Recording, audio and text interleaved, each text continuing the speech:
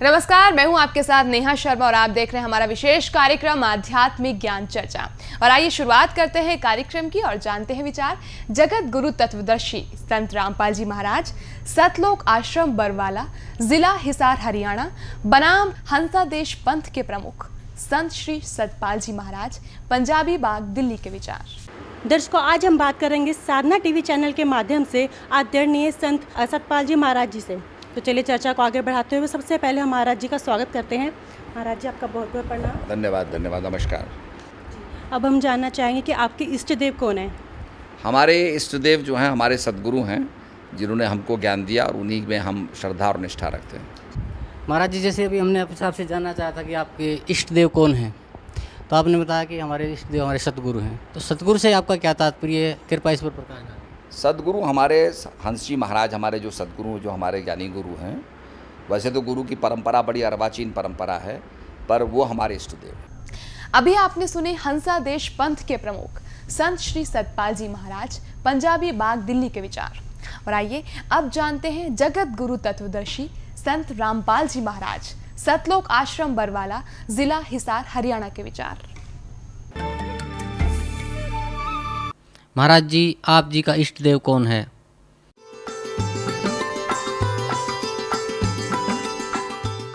मुझ दास का जो इष्ट है, इष्ट देव है, वो परम अक्षर ब्रह्म है, जिसके पर्यायवाची शब्द परमेश्वर, सत्यपुरुष, अकाल मूर्त, शब्द स्वरूपी राम आदि उसी परम अक्षर ब्रह्म के उपमात्मक नाम हैं। उनका वास्तविक नाम कबीर देव है, कबीर साहब है, अल्लाहु अकबर है।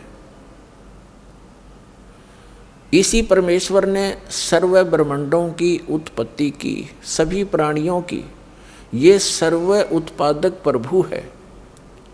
सर्व उत्पादक का अर्थ होता है जिसने सभी आत्माओं का भी, वो जनक है। सभी आत्माओं की उत्पत्ति उसी ने की, सभी ब्रह्मांडों की उत्पत्ति उसी ने की, और 5 तत्व तथा 3 गुणों की उत्पत्ति भी उसी परमेश्वर परम अक्षर ब्रह्म ने की, कबीर देव ने की। और वही परमात्मा, वही परम अक्षर ब्रह्म, जिसे हम संत भाषा में सत्य पुरुष कहते हैं, वो भारतवर्ष की इस पावन धरती पर सन 1398 संवत 1455 ज्येष्ठ सुदी पूर्णमासी को सुबह ब्रह्म मुहूर्त में सतलोक से अपने निज स्थान से चलकर आकर एक शिशु रूप धारण करके कमल के फूल पर विराजमान हुए। वहाँ से उनको नीरू नीमा नाम के एक पति पत्नी थे। वो जुलाहा जाति से थे, जुलाहा कर्म करते थे। वो निसंतान थे, उनको उठाकर घर ले गए। परमात्मा जुलाहों की कॉलोनी में रहने से, जुलाहा समुदाय में रहने से और बड़े होकर जुलाहे का कार्य करने से वो जुलाहा कहलाए। ये मुझ दास के इष्ट देव हैं। अभी आपने सुने जगत गुरु तत्वदर्शी संत रामपाल जी महाराज, सतलोक आश्रम बरवाला, जिला हिसार हरियाणा के विचार। और आइए अब जानते हैं हंसादेश पंथ के प्रमुख संत श्री सतपाल जी महाराज, पंजाबी बाग, दिल्ली के विचार। अब हम जानना चाहेंगे कि आपके इष्ट देव कौन है? हमारे इष्ट देव जो हैं हमारे सद्गुरु हैं, जिन्होंने हमको ज्ञान दिया और उन्हीं में हम श्रद्धा और निष्ठा रखते हैं। अभी आपने सुने हंसादेश पंथ के प्रमुख संत श्री सतपाल जी महाराज, पंजाबी बाग, दिल्ली के विचार। और आइए अब जानते हैं जगत गुरु तत्वदर्शी संत रामपाल जी महाराज, सतलोक आश्रम बरवाला, जिला हिसार हरियाणा के विचार। महाराज जी, इष्ट देव और सतगुरुदेव एक ही हैं या इनका अस्तित्व भिन्न भिन्न है? इष्ट देव पूज्य परमात्मा होते हैं और गुरुदेव उस परमेश्वर इष्ट का एक प्रतिनिधि होता है जो उस परमात्मा से मिलाने की विधि बताता है। जो संत अपने सतगुरु गुरु को ही इष्ट देव कहते हैं, उनको आध्यात्मिक ज्ञान कुछ भी नहीं है, वो आध्यात्मिक गुरु नहीं हो सकते। इस काल भगवान ने अपने नकली संतों के द्वारा, नकली महंतों के द्वारा, नकली झूठे इन आचार्य और शंकराचार्यों के द्वारा परमात्मा के यथार्थ मार्ग को लोप करवा रखे। इस दास को यह सेवा दी, इस सच्चीकरण की, परमात्मा के बच्चों तक ये सच्चाई पहुंचाने की, और दास उस पर परमात्मा की ही रजा से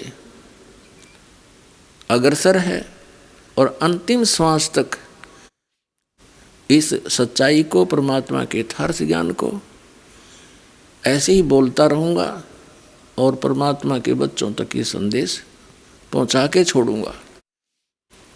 चाहे समय कितना ही लग जाए, ये समय आएगा। परमात्मा का साथ है, सद्ग्रंथ हमारे पास है।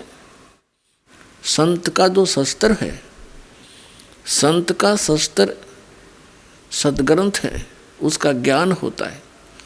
तो कबीर साहब कहते हैं, और ज्ञान सब ज्ञानड़ी और कबीर ज्ञान सो ज्ञान, और जैसे गोला तोब का अब करता चले मैदान। उन्हीं तत्व ज्ञानहीन संतों में से बहुत से संतों, आचार्यों, शंकराचार्यों के ज्ञान का और सद्ग्रंथों के ज्ञान से तुलना करके समाज के पास पहुंचा दिया दास ने। उन्हीं में से कुछ शेष रहते हैं, उनको भी आपके रूबरू कर रहा हूँ। यथार्थ भक्ति मार्ग हीन प्राणियों में से एक हंसा देश नाम का एक पंथ है, जिसके अंदर करोड़ों की संख्या में श्रद्धालु फंसे पड़े हैं। और श्रद्धालु ही होते हैं। वो अपने भगवान पर ब्लाइंड फेथ करते हैं, अपने गुरु पर वो अंधविश्वास करते हैं। और श्रद्धालु का ये स्वभाव होना भी चाहिए, क्योंकि टीचर के वचनों पर स्टूडेंट ऑब्जेक्शन नहीं कर सकता, क्योंकि वो टीचर मान रहा है उसको। तो वो टीचर उस विद्यार्थी को यदि 2 दूना 6 पढ़ा रहा है, तो वो बच्चा 2 दूना 6 ही पढ़ेगा। और दूसरा व्यक्ति कोई उसको कहने की चेष्टा करे घर पे कि आप गलत बोल रहे हो, तो वो नहीं मानता। उसका स्वभाव है, वो विश्वास करता है अपने अध्यापक पर। अब इस स्वभाव का दुरुपयोग कर लिया इन नकली संतों ने, तत्व ज्ञानहीन संतों ने। इनको ना सद्ग्रंथों का ज्ञान, ना वेद और गीता और पुराणों का ज्ञान, और बन गए ये गुरु। गुरु बनना कोई बालकों का खेल नहीं है। एक अनमोल मनुष्य जीवन के साथ खिलवाड़ करना और उसका भार अपने सिर पे रखना, ये बहुत बड़ा अपराध है परमात्मा के विधान में। अब आपके रूबरू करते हैं, अंसा देश नाम का एक पंथ है, उसके प्रवर्तक हैं श्री हंस राम सिंह, जिनको बाद में हंस जी महाराज कहा जाता था। हंस जी महाराज एक बहुत ही पुण्यकर्मी प्राणी थे, एक बड़े महात्मा थे। उनके 2 पुत्र हुए, एक का नाम है श्री सतपाल जी महाराज और दूसरे का नाम है श्री प्रेम जी महाराज, जिसको बाल योगेश्वर भी कहते हैं, और जिसका अधिक प्रचार अमेरिका के अंदर है और यहाँ भी बहुत सा है, यहाँ बहुत कम आता है। अब ये संत हैं, गुरु हैं, अध्यापक हैं, और हमारा जो सिलेबस है,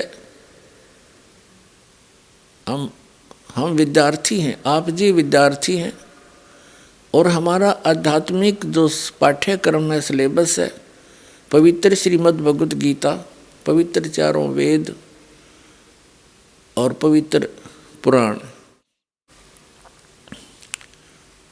और पवित्र कबीर वाणी, कबीर सागर, कबीर साखी, कबीर बीजक, ये मानव समाज का एक विधान है, एक सिलेबस है, यह अध्यात्म का विधान है। जो व्यक्ति अपने सद्ग्रंथों के विपरीत ज्ञान प्रदान करता है तो वो teacher out of syllabus study करा रहा है, आउट ऑफ सिलेबस टीचिंग कर रहा है, अपने पाठ्यक्रम से अलग पढ़ा रहा है।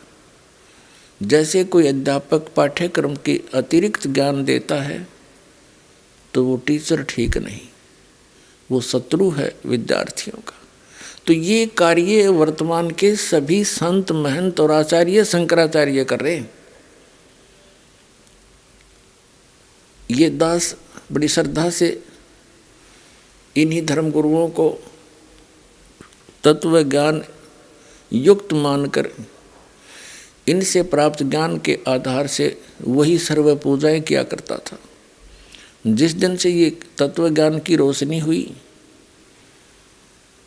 आत्मा को एक धक्का लगा कि इतना अनमोल जीवन मनुष्य का, और ये हम भांग का भाड़े खो रहे थे। धार्मिकता का दावा करते हुए हम कोरा अज्ञान ग्रहण किए हुए थे। श्रीमद् भगवत गीता अध्याय 16 के श्लोक 23-24 में कहा है कि शास्त्र विधि को त्याग कर जो मनमाना आचरण करते हैं उनको न तो सुख होता है, न उनकी गति होती है, न ही उनको कोई सिद्धि प्राप्त होती है, अर्थात व्यर्थ, यूजलेस। फिर कहा है 16वें अध्याय के 24वें श्लोक में, इससे तेरे लिए अर्जुन सद्ग्रंथ ही प्रमाण है, उन्हीं को आधार मानकर अपने भक्ति क्रम को आगे बढ़ाना। कर्तव्य और अकर्तव्य की व्यवस्था में कौन से भक्ति क्रम करने चाहिए, कौन से ना करने चाहिए, उनके लिए सद्ग्रंथ ही प्रमाण है।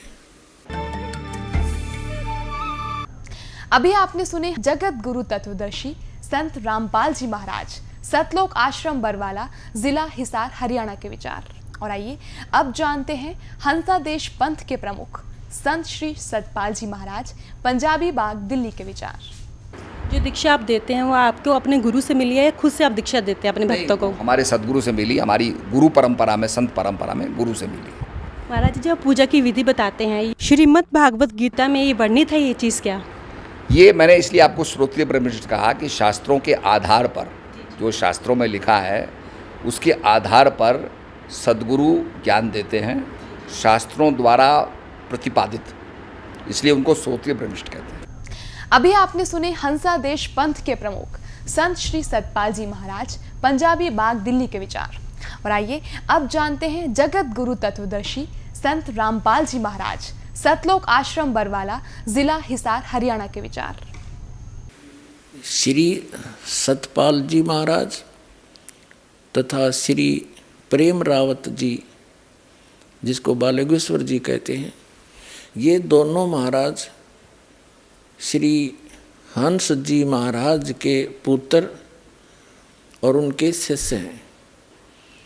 ये कहते हैं कि जो दीक्षा हमारे पूज्य गुरुदेव श्री हंस जी महाराज दिया करते थे, वही दीक्षा हम अपने अनुयायियों को प्रदान कर रहे हैं। पुण्यात्माओं, जो इनके पूज्य गुरुदेव श्री हंस जी महाराज जो साधना स्वयं करते थे और जो दीक्षा देते थे, उससे उनको क्या मिला? 40 वर्ष की साधना के उपरांत वो प्रेत बाधा से पीड़ित, देखिएगा प्रमाण, जो अब सतपाल जी महाराज और श्री प्रेम रावत जी जो इनके छोटे भाई हैं, जो वही साधना ये दे रहे हैं, तो इनके अनुयायियों की क्या दशा होगी। तो आप जी को इस हंस जी महाराज के द्वारा दिए गए ज्ञान की एक झलक,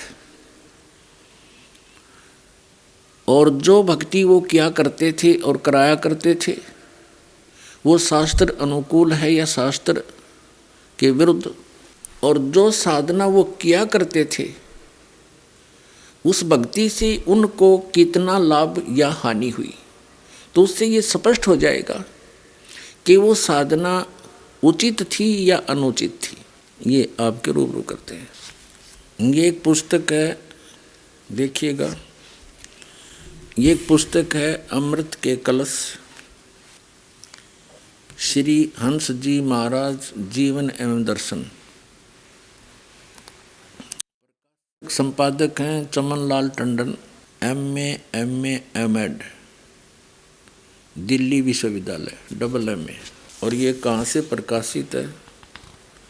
प्रकाशक हैं मानव उत्थान सेवा समिति, प्रधान कार्यालय 2/12 पंजाबी बाग, नई दिल्ली से।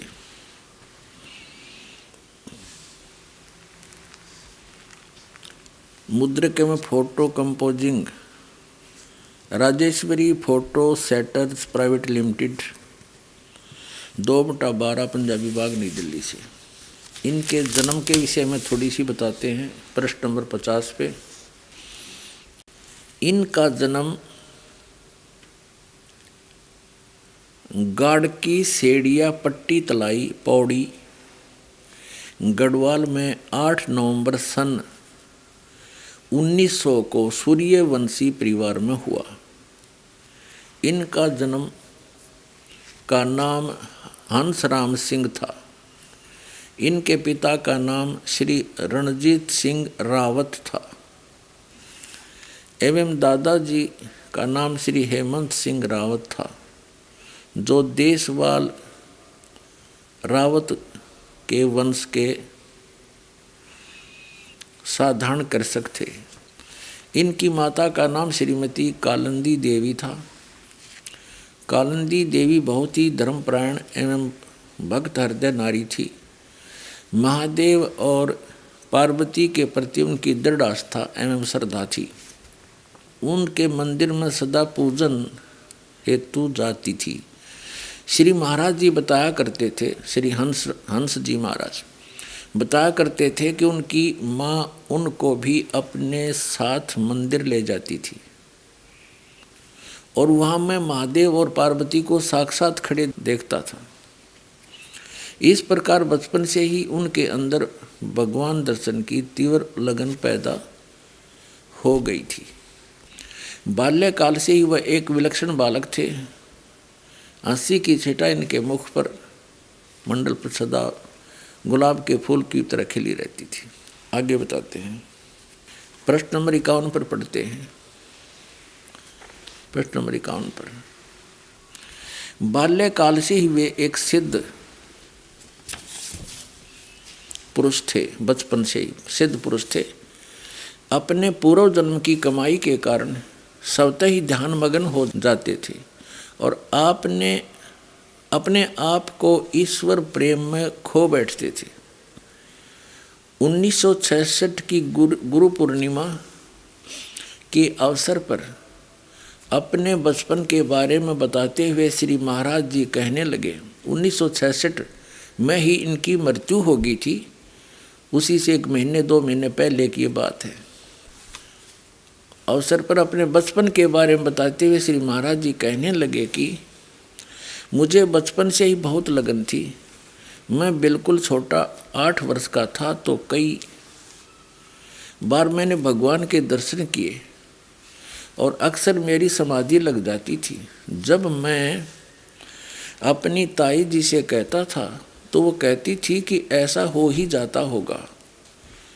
मैं कई बार आंखें बंद करके भगवान को पकड़ता था, दिव्य प्रकाश देखता था और सोचता था कि औरों को मिले हैं तो मुझे क्यों नहीं मिलते। होते होते बात समाप्त हो गई। अब 53 पृष्ठ पर पढ़ते हैं।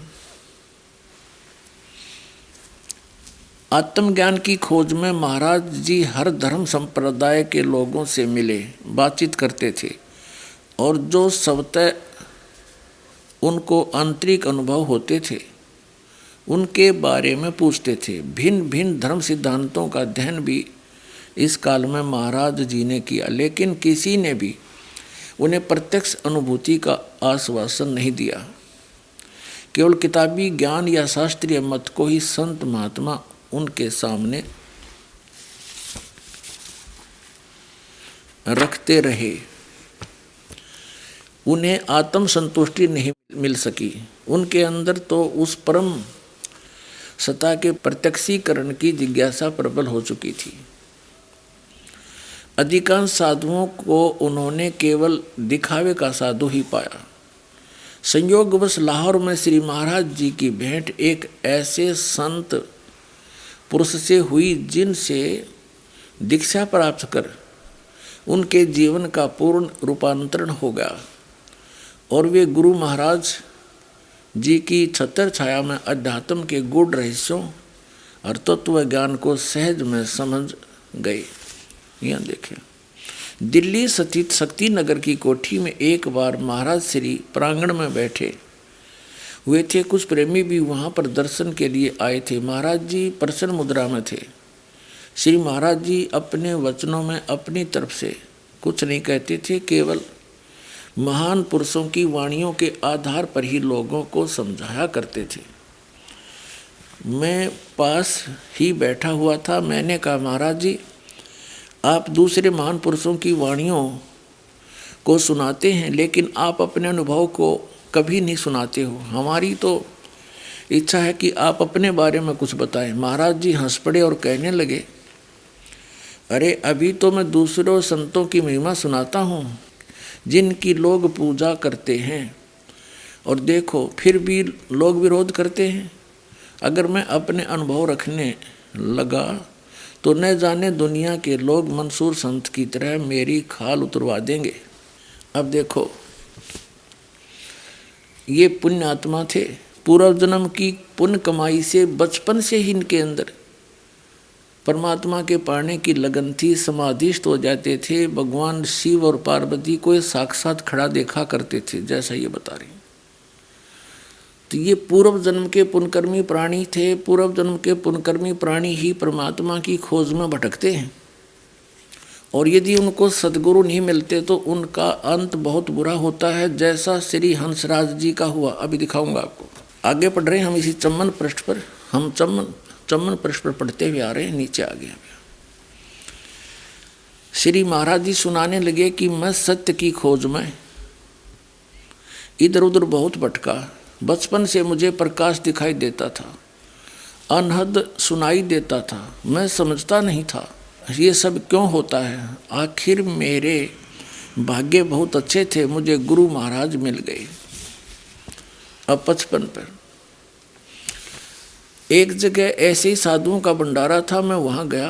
पहले मैं आर्य समाजी विचारों का था।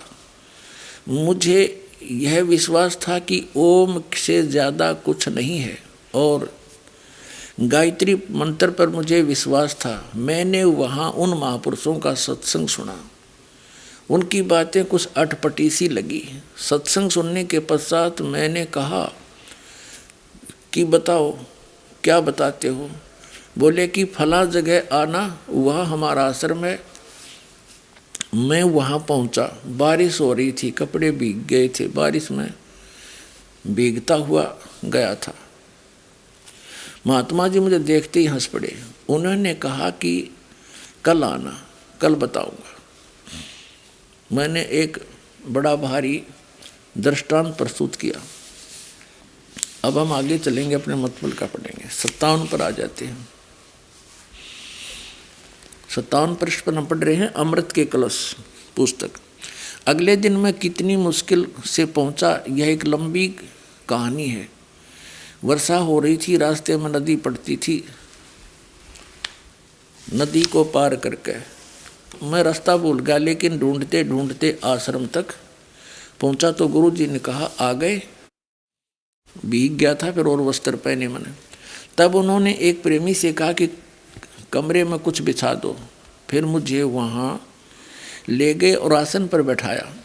उन्होंने मुझसे कहा कि हम तुझको जो बात बताएंगे वह अगर सच्ची हुई तो किसी को न बताना, और सच्ची बात हम तुमको बताएंगे तो तन मन धन तुम हमको देना। और तीसरी बात यह है कि 2 क्रियाएं एकांत में करना, 2 क्रियाएं हर्ष में करना। मैंने सोचा कि अगर बात झूठी होगी तो फिर मैं इनका भांडा फोड़ दूंगा, अगर सच्ची होगी तो फिर जरूर जानना चाहिए। कहा कि सच्चे दिल से कहो। मैंने कहा हाँ। अब हम 59 पर आ गए। अमृत के कलश पर पुस्तक है इनकी। कहा हाँ सच्चे दिल से कह रहा हूँ। फिर उन्होंने उपदेश दिया और क्रियाएं समझाई। वैसे तो छोटेपन से मेरी समाधि लगती थी, सुरती चढ़ती थी और एकांत में बैठता था तो अनहद सुनाई देता था। उस वक्त जब उन्होंने बात बताई तो खूब प्रकाश दिखाई दिया और अनहद भी सुनाई दिया, जाप भी किया और मन भी टिका।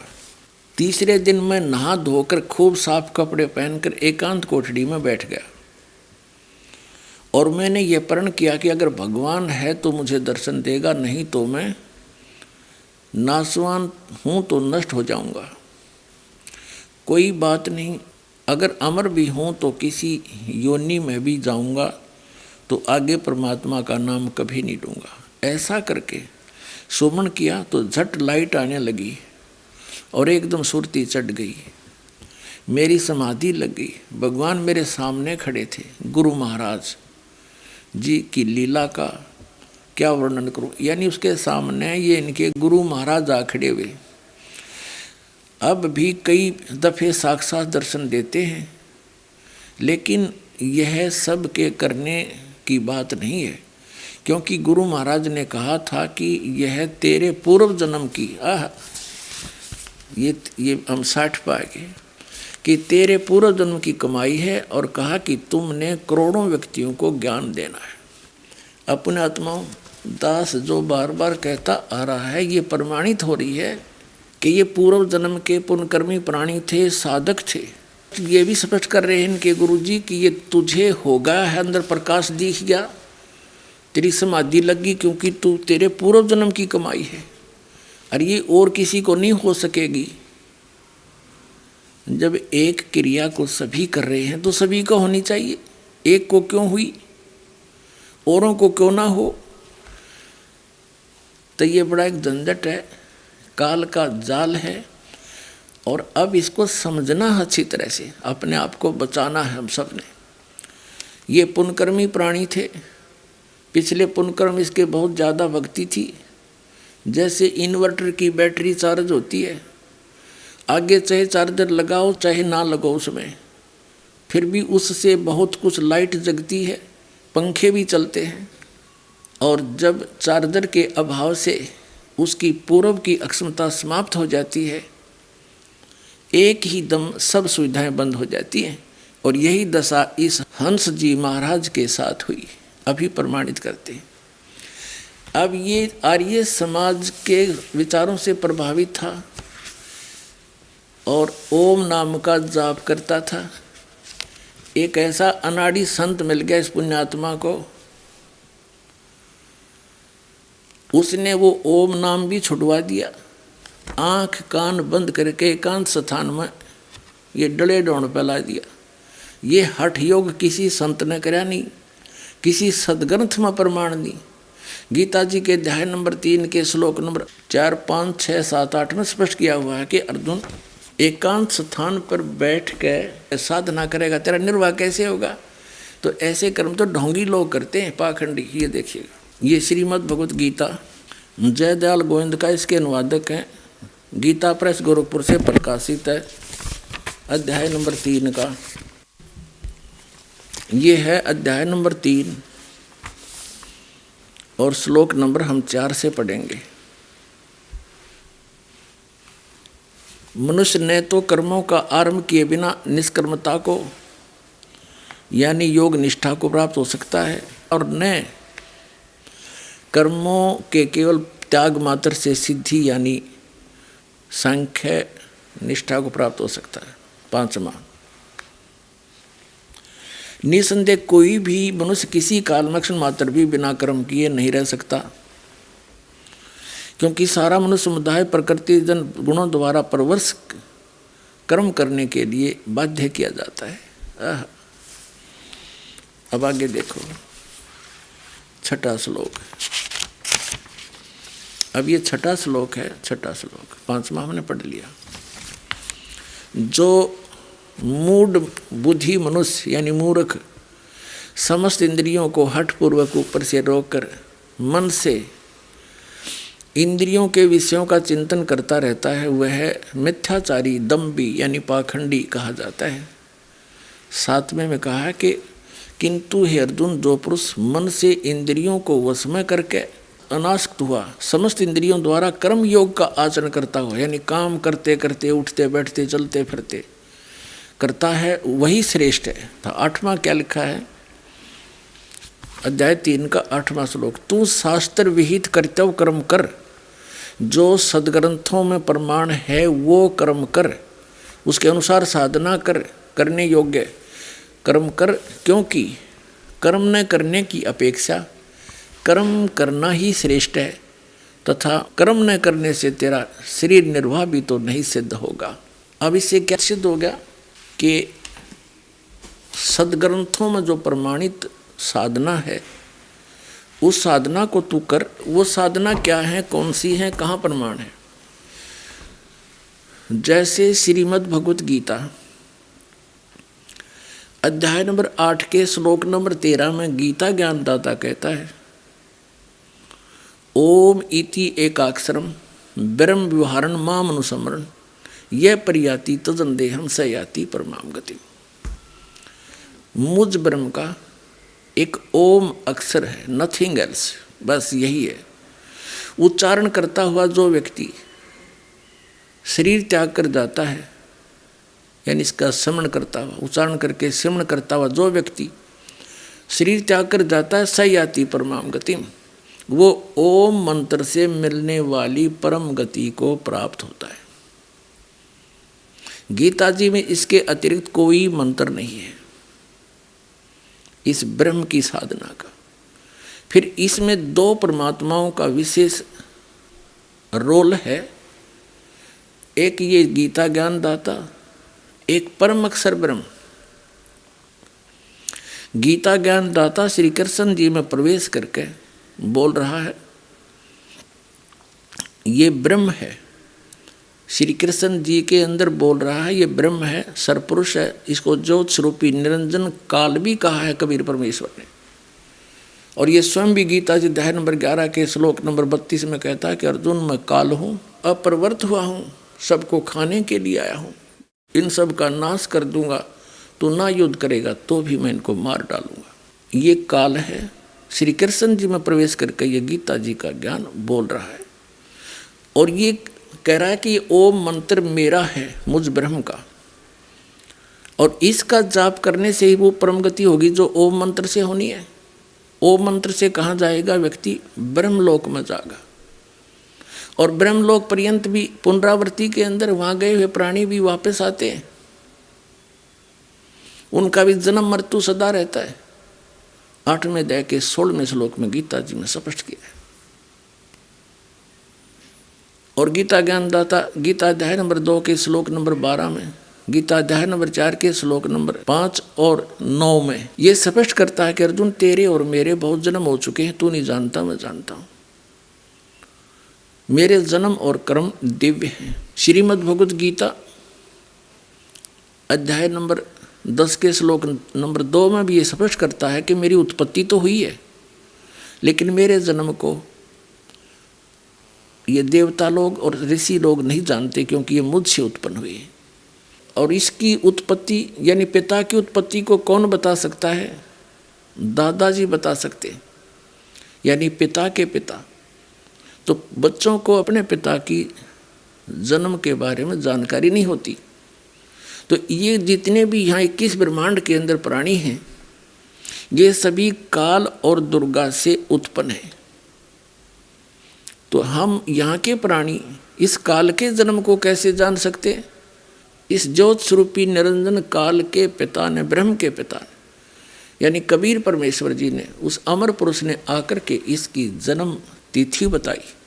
आइए अब हम उन श्रद्धालुओं के अनुभव जानते हैं जो जगत गुरु तत्वदर्शी संत रामपाल जी महाराज जी से दीक्षा प्राप्त कर चुके हैं तथा उनके द्वारा बताए गए भक्ति मार्ग पर चल रहे हैं। क्या नाम है जी आपका? डॉक्टर जय नारायण चौधरी उर्फ जय नारायण दास। कहाँ से आए हैं सर आप? मैं मधुबनी जिला बिहार से। क्या काम करते हैं आप? मैं मेडिकल प्रैक्टिस कर रहा हूँ। संत रामपाल जी महाराज की शरण में कैसे आए? उसका मुख्य कारण था मेरी लड़की की बीमारी। उस लड़की के इलाज में बहुत सारी जगहों तक मैं भटकता गया, उसके परिवार वाले भी भटकते गए, लाखों लाख रुपए खर्च हुए, बहुत सारे भूत प्रेत के जो देखने वाले लोग हैं वो लोग भी देखते गए। किसी तरीके से कोई इलाज नहीं हो पाया, उसको शांति नहीं मिली। हॉस्पिटल में ले जाते थे तो डॉक्टर लोग कहीं सीटी स्कैन कराता, कहीं कुछ होता, कोई टेस्ट कराता, फाइंडिंग में कुछ आता नहीं था। भूत प्रेत वाले यहाँ ले जाते थे तो वो लोग कहता था जो है तो, लेकिन हम लोग ठीक नहीं कर सकते। और इस तरीके से होते होते कितने सारे डॉक्टर और कितने सारे वैसे लोगों के पास भटकते भटकते कहीं कोई सहारा नहीं मिला। अंत में बंगाल में वो रहती है वैसे, तो बंगाल से मैं बिहार ले आया, वहाँ डॉक्टरों को दिखाया। 106 भूत प्रेत को ठीक करने वाले लोगों की बुलाहट मेरे यहाँ हुई। ऐसे ऐसे लोग भी आए जो ठीक करने के लिए 1 लाख रुपए मांगा। मैं कहा आप लोग ठीक कर दीजिए, मैं आपको चेक काट के 1 लाख का दे दूंगा, लेकिन वो लोग भी नहीं ठीक कर पाए। फिर 50,000 वाले आए, एक 5,000 वाली पार्टी आई, लेकिन उन लोगों से कुछ नहीं हो पाया। ऐसे करते करते बहुत सारे डॉक्टर को भी दिखलाए। उसको सबसे बड़ा कॉम्प्लिकेशन था जो अगर मॉर्निंग में उसको राइट साइड में पेन होता फ्रॉम हेड टू टो, तो इवनिंग में उसको होता था लेफ्ट साइड में। और इस तरीके की स्थिति थी जिससे मालूम पड़ता था कि इसको कोई दांत से काट रहा है, और वहाँ मांस उठ जाता था। वो बहुत ज़्यादा बेतहाशा चिल्लाती थी और बार बार यही प्रार्थना करती परमात्मा से जो अब इसके लिए मुझे मौत ही दे दो, दूसरा कोई सहारा मेरे लिए अब जीने का नहीं रह गया है। सभी जगह से हम लोग निराश हो गए। उसके बाद लोगों के कहने से जो डॉक्टर साहब आप अपने स्वयं डॉक्टर हैं, लेकिन अपने पेशेंट को आप समुचित ढंग से नहीं इलाज कर सकते हैं, माया बस आप दिल्ली ले जाइए, ऑल इंडिया इंस्टीट्यूट में दिखलाइए। वहाँ से हम लोग दिल्ली आए। ऑल इंडिया इंस्टीट्यूट का नंबर ज़रा लेंदी था। मैं सर गंगाराम हॉस्पिटल में ले गया, वहाँ न्यूरो फिजिशियन से दिखाया। वो लोग जो है सो MRI, vitamin deficiency B12, calcium D3 deficiency, इस तरीके का 10,000 का टेस्ट लिखा। तीसरे दिन रिपोर्ट मिला, उसमें कुछ भी नहीं मिला। वो डॉक्टर जब हम लोग तीसरे दिन उसके पास में गए तो सीधे हाथ जोड़ लेता है, कहता है ये मेरे बस से फाजिल की चीज़ है, अब इसके लिए कोई दूसरा सहारा आप ढूंढें। उसके बाद दिल्ली में कुछ आदमी कहा जो आप बालाजी मेहदीपुर ले जाइए, वहाँ आपकी लड़की की बीमारी का पूरा इलाज हो जाएगा। किसी भी कारण से कुछ होगा वो ठीक हो जाएगी। उसके बाद हमारे रिलेटिव को वहाँ एसी कार है, हम लोग उसी कार से मेहदीपुर गए। वहाँ बड़ी लंबी भीड़ थी, बड़ी लंबी कतार वहाँ लगी हुई थी, लगभग 25-30 हज़ार लोग थे। हम लोग सोचे जो ऐसे तो काम नहीं चलेगा, तो VIP कोटे में जाकर के हम लोग गए। उसमें इस तरीके की व्यवस्था है, जो हनुमान जी और एक प्रेत दोनों एक कोठरी में रहते हैं, और वहाँ जो भूत प्रेत का कोई ऐसा पेशेंट पहुँचता है तो वो खिलाने लगती है, वो बोलने लगती है जो मैं कौन हूँ, किस कारण से इसको पकड़े हुआ हूँ, लेकिन मेरी लड़की के शरीर का कुछ भी हिस्सा, कुछ भी हिल डोल कुछ नहीं हुआ। वहाँ से निराश होकर के फिर आ गए। मुसलमानों के मज़ार पर ले गया, उससे भी कुछ नहीं हुआ। और इस दरमियान हम लोग उसको 500 बोतल पानी चढ़ाए थे। 4-5 महीने में 1500 इंजेक्शन्स लगे थे, और ऐसा इंजेक्शन्स लगा था जिसमें एक इंजेक्शन के एफिकेसी का पीरियड है उसको 8 आवर्स।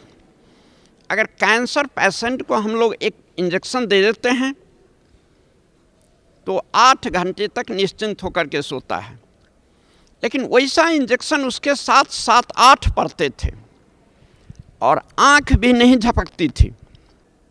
8 लाख रुपए लगभग हम लोग उसके इलाज में और देवी देवताओं के चक्कर में खर्च कर चुके थे।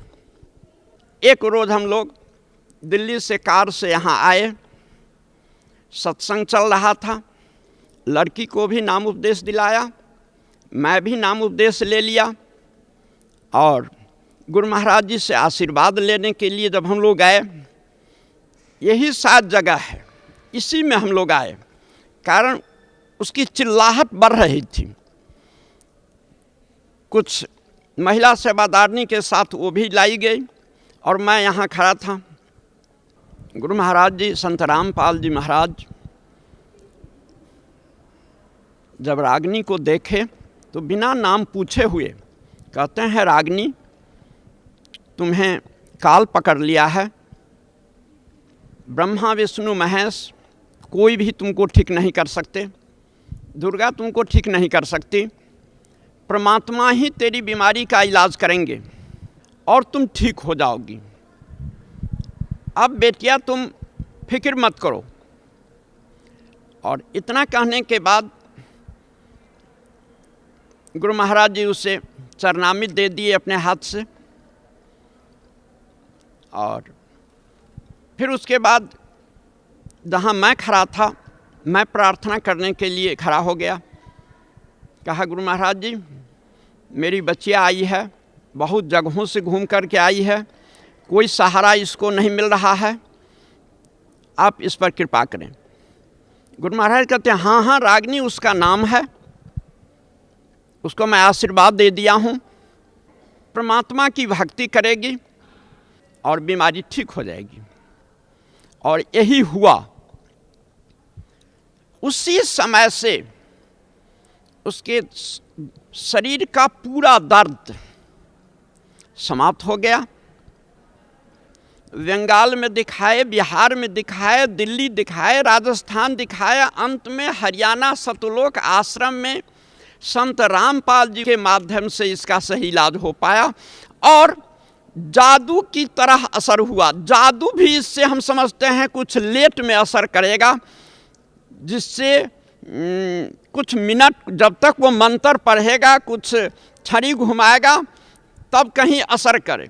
यहाँ तो गुरु महाराज जी आशीर्वाद दिए और उसका कष्ट तत्क्षण समाप्त हो गया।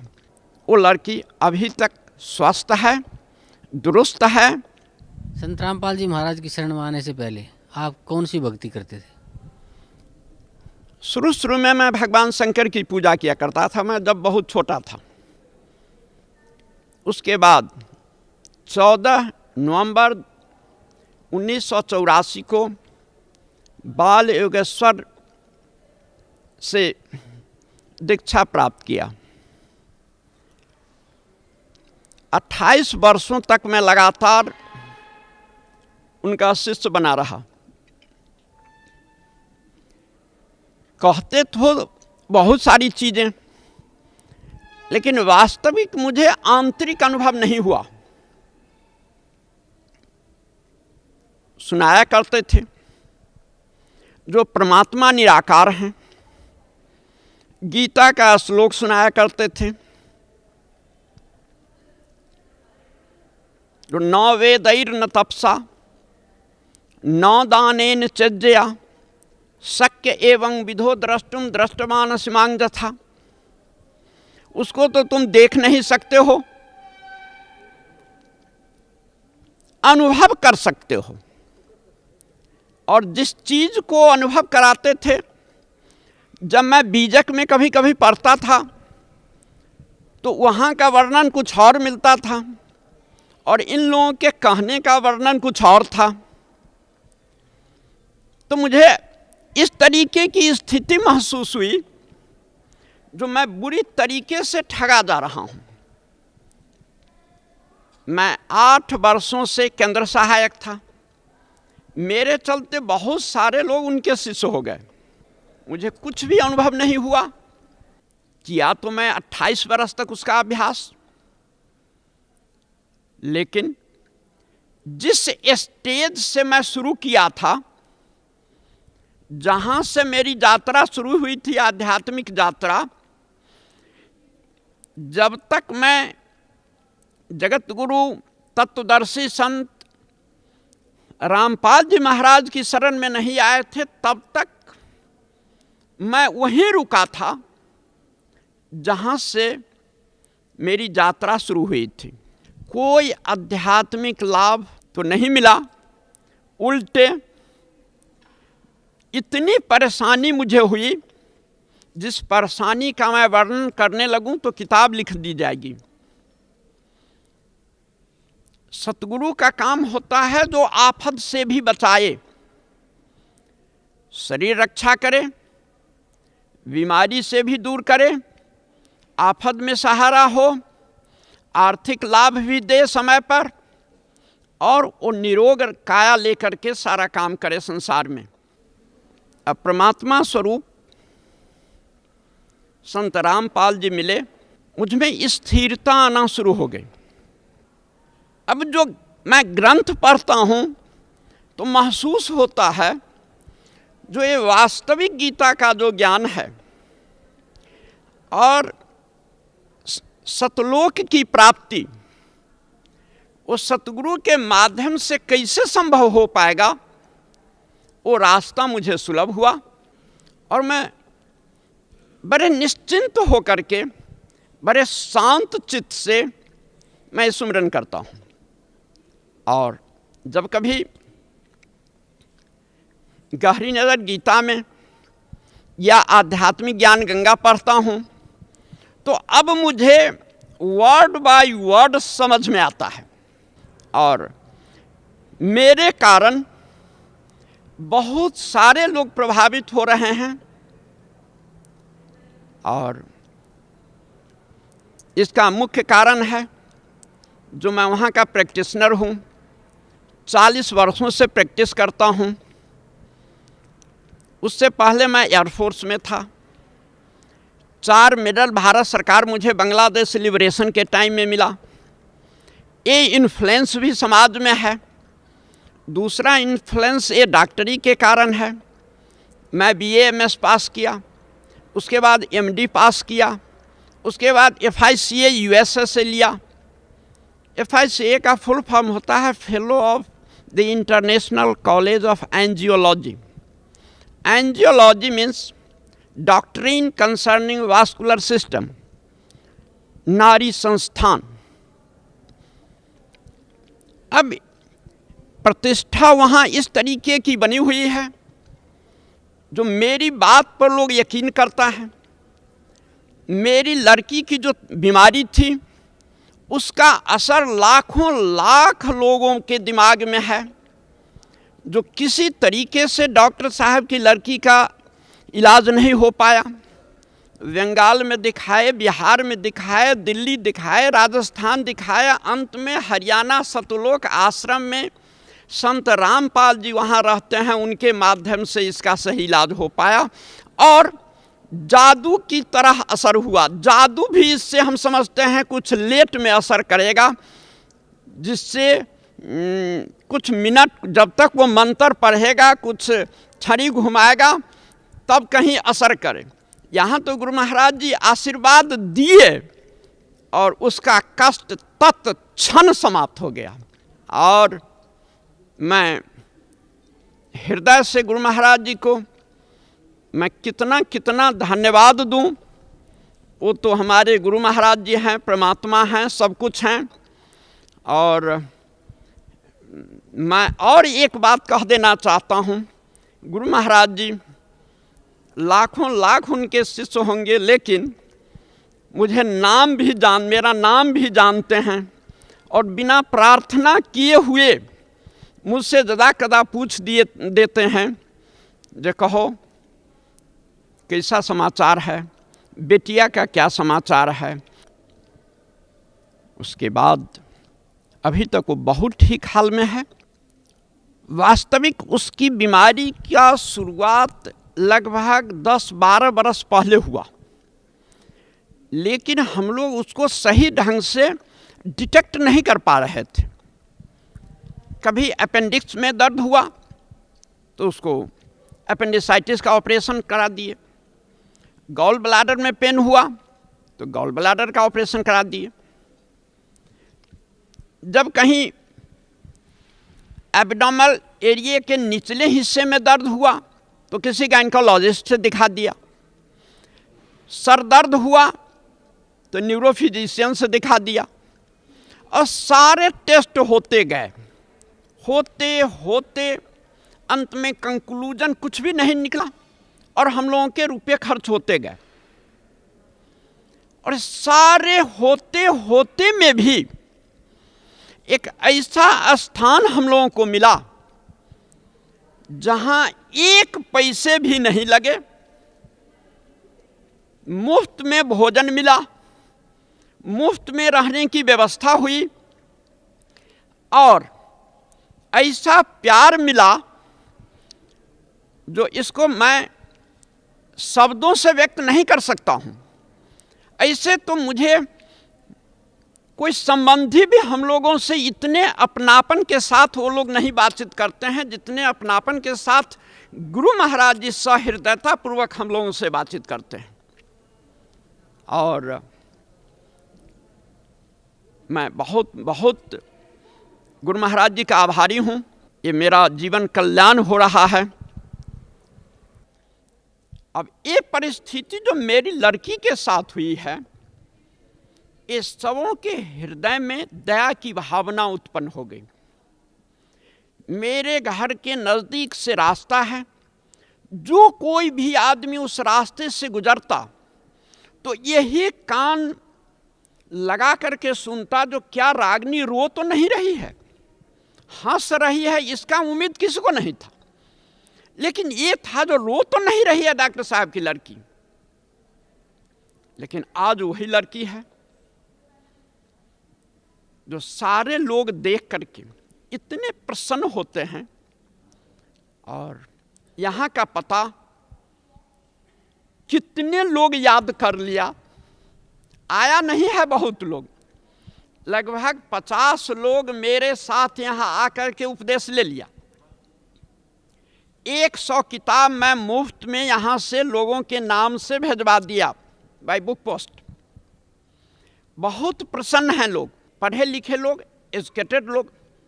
ये नहीं कह पाते हैं जो डॉक्टर साहब आप कहीं गलत जगह फंस गए। सारे लोग परमात्मा के संबंध में जानना चाहते हैं और अपने जीवन को धन्य बनाना चाहते हैं। डॉक्टर साहब, आपने भिन्न भिन्न भक्तियाँ की, देवी देवताओं की, और फिर आप बाल योगेश्वर जी की शरण में भी रहे, उनकी बताई हुई भक्ति भी की, और फिर आप संत रामपाल जी महाराज की शरण में भी आए।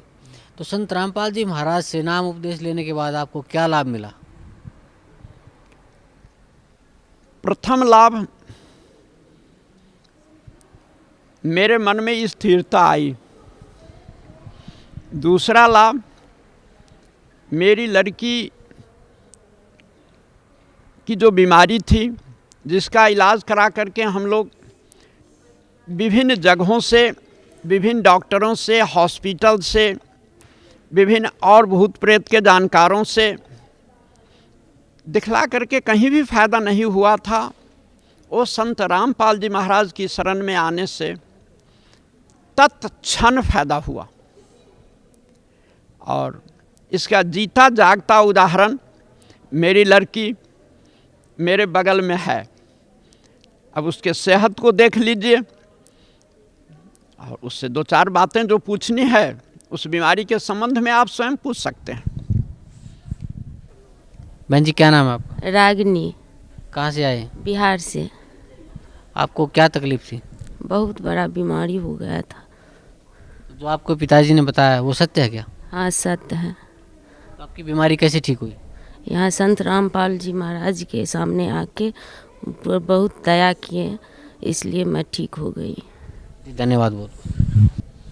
डॉक्टर साहब, आपके पूज्य गुरुदेव संत रामपाल जी महाराज ने जो वेदों का, पवित्र गीता जी का जो अनुवाद किया है, और वर्तमान के कुछ संस्कृत के विद्वान ये कहते हैं कि संत रामपाल जी महाराज को संस्कृत नहीं आती, तो उसके बारे में आपका क्या कहना है? देखिए, मैं भी संस्कृत पढ़ा और गीता भी पढ़ना जानता हूँ संस्कृत में। बहुत सारे संस्कृत के ग्रंथ भी पढ़ता हूँ। संत रामपाल जी महाराज जिस ढंग से गीता का विवेचन किए हैं, शायद इस ढंग से किसी और टीकाकारों ने नहीं किया।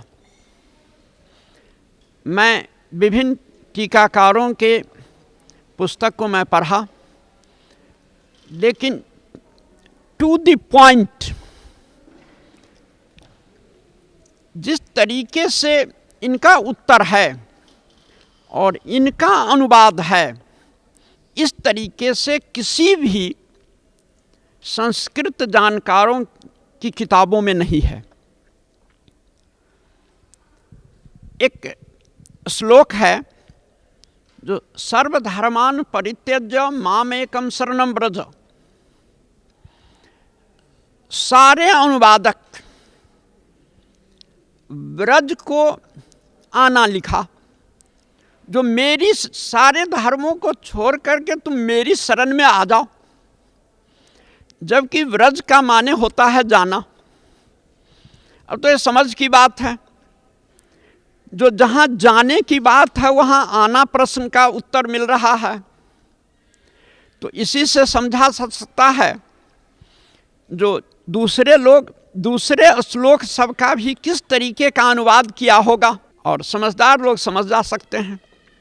जो अनुवाद गुरु महाराज जी का है, जिस तरीके की व्याख्या गुरु महाराज जी कर रहे हैं, ये अकाट्य है, भाषा के अनुरूप है, अध्यात्म के अनुरूप है, ज्ञानियों के लिए एक बहुत अच्छा पथ प्रदर्शन भी है।